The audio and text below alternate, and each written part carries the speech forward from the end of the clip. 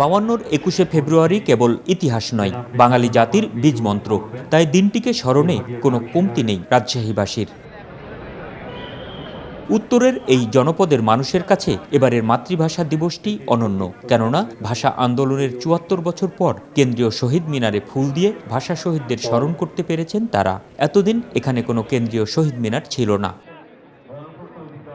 ২১-এর প্রথম প্রহরে সকলের জন্য উন্মুক্ত করা হয় রাজশাহী কেন্দ্রীয় শহীদ মিনার। শ্রদ্ধা জানান ভূমিমন্ত্রী মিজানুর রহমান মিনু। রাজনৈতিক সামাজিক সংগঠনের বাইরেও অনেকে আসেন পরিবার পরিজন নিয়ে। শিশুরা আসে অভিভাবকের হাত ধরে। ফুলে ফুলে ভরে যায় পুরো বেদি। আজকে যে এসেছি সবাই স্বতঃস্ফূর্তভাবে ভাষা শহীদদের প্রতি শ্রদ্ধা জানাতে এসেছি, এটা দেখে অনেক ভালো লাগছে। আসলে আমরা তো সবাই ইতিহাসের বই থেকে যে ভাষা শহীদ ভাষা আন্দোলন এসব সম্পর্কে জেনেছি, তবে আজকে দেখে মনে হচ্ছে যে তারা যে জীবন দিয়েছে বাংলা ভাষার জন্য, এই যে মানুষগুলো তাদের প্রতি যে শ্রদ্ধা নিবেদন করছে, আসলেই সেটা সার্থক। আমাদের তরুণ প্রজন্ম বা নতুন প্রজন্মকে যদি আমরা বাংলা সম্পর্কে আরও বেশি করে জানাতে পারি, তবে সেটা হবে আমাদের বাংলাদেশ এবং কি বাঙালি জাতির জন্য সবথেকে ভালো উপহার হিসেবে আমি মনে করি। মাতৃভাষা বিভিন্ন জায়গায় ভাষার যে শব্দের যে সঠিক বানান, এই বানানগুলো ভুল করা হচ্ছে। আমরা মাতৃভাষা যদি আমরা ধারণা ঠিকমতো না করি, তাহলে বিদেশিরা কি করবে? আমাদের উচিত দেশের সব স্তরে মাতৃভাষা ব্যবহার করা এবং বানানগুলো ঠিক করা। লাইফে কখন কি হয় গ্যারান্টি আছে? তাই ইন্স্যুরেন্স করুন সিটি ব্যাংকে, কারণ ইন্স্যুরেন্স করলে সিটিতে সুরক্ষা পাবেন নিশ্চিন্তে। শিশুদের কাছে ভাষা আন্দোলনের ইতিহাস তুলে ধরতেও দেখা গেছে অনেক অভিভাবককে। ভাষা শহীদদের প্রতি শ্রদ্ধা জানিয়ে সমাজের সকল পর্যায়ে বাংলা ভাষার শুদ্ধ ব্যবহারের আহ্বান জানান আগতরা। সকল শহীদদের প্রতি শ্রদ্ধা জানাতে আজকে এখানে এসেছি। বিশেষ করে 52 ভাষা আন্দোলন যারা আমাদের ওই সময় রফিক, জব্বার, সালাম, বরকত, নূর হোসেন যারা প্রাণ দিয়েছিল, তাদের প্রতি বিশেষ করে শ্রদ্ধা জানাতে, এবং এটা আমাদের যার যার দায়িত্ব বা কর্তব্য এখান থেকে আসা, তাদের প্রতি শ্রদ্ধা জানানো।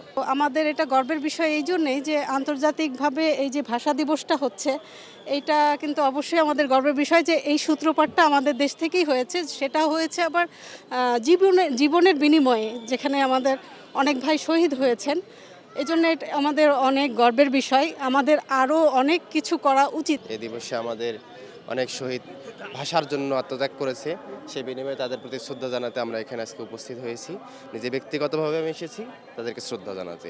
ভাষা আন্দোলন এখানে শুরু হলেও আমাদের নিজস্ব কোনো শহীদ মিনার ছিল না, কেন্দ্রীয় শহীদ মিনার ছিল না বিধায় আমাদেরকে রাজশাহী কলেজ বা কোর্টে আমাদেরকে এই শহীদদের দিকে আমাদের ফুল দিতে হতো।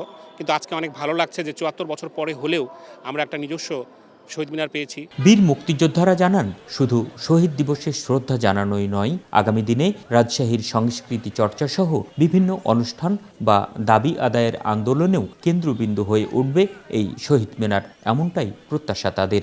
আমরা আনন্দিত, উচ্ছ্বাসিত যে আমরা রাজশাহী শহরে একটা কেন্দ্রীয় শহীদ মিনার তৈরি করতে পেরেছি, যেটা দীর্ঘদিনের আকাঙ্ক্ষা ছিল আমাদের মাঝে। আমরা আশাবাদী আগামী দিনে যে সাংস্কৃতিক বলয়, যে কৃষ্টি কালচার, এইটা এই শহীদ মিনার কেন্দ্রিকই এটা প্রতিষ্ঠিত হবে, এবং আমরা মুক্তমনা মানুষ এখানে আমরা আমাদের সাংস্কৃতিক চর্চার মধ্য দিয়ে আমরা মাতৃভাষার যে বাংলা ভাষা সর্বস্তরে যাতে আমরা চালু করতে পারি। এখনও বাংলা ভাষা অবহেলিত, এখনও আমরা বাংলা ভাষাকে বাস্তবায়ন করতে পারিনি। তাই আশা করছি এখন থেকে এই যাত্রা শুরু হলো, আগামী দিনে আমাদের রাষ্ট্র যেমন মেরামতের পরিকল্পনা চলছে এবং ভাষারও মেরামতের মধ্য দিয়ে আমরা যাতে বাংলা ভাষাকে প্রতিটি স্তরে স্থাপিত করতে পারি। রাজশাহী কলেজ, রাজশাহী বিশ্ববিদ্যালয়, কোর্ট, শহীদ মিনারে শ্রদ্ধা জানান বিভিন্ন পেশাজীবীরা। একই সাথে শিক্ষা প্রতিষ্ঠানগুলোতে মহান শহীদ দিবস ও আন্তর্জাতিক মাতৃভাষা দিবস উপলক্ষে বিভিন্ন কর্মসূচি হাতে নেওয়া হয়। Ahsan Habib, Apu, one news, Rajshahi.